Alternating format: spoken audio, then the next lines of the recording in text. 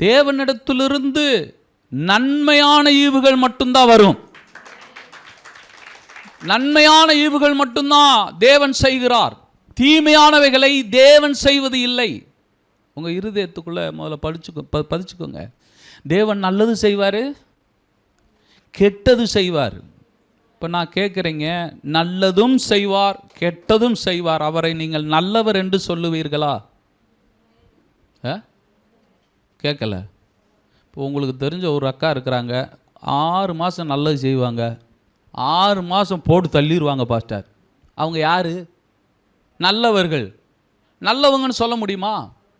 ஒரு நாள் சொல்ல முடியாதுங்க, ஒரு நாள் சொல்ல முடியாது. தீமையை யோசிக்கிறவர்களை நல்லவர்கள்னு சொல்லவே முடியாது. தீமை ஒரு ஆள்கிட்ட இருக்குமானாலும் தீமை தான். அவங்களை எப்படி நல்லவங்கன்னு என்ன பண்ண முடியும்? இயேசு கிறிஸ்துவானவர் இந்த உலகத்தில் வந்து நன்மை செய்கிறவராய் சுற்றி திரிந்தார். நன்மை செய்கிறவராய் சுற்றி திரிஞ்சார். இந்த உலகத்தில் 1000 தீமை இருக்குங்க, அது அதான் வருதுங்க. தேவன் கொடுக்கணும்னு அவசியம் இல்லை. ஆனால் தேவனுடைய வேலை என்ன வேலைன்றார் தெரியுங்களா? இந்த பூமியில் வந்து தீமையை அனுபவித்து கொண்டிருக்கிற ஒவ்வொருவருக்கும் நான் ரட்சிப்பை கொடுக்க வந்திருக்கிறேன்றாரு.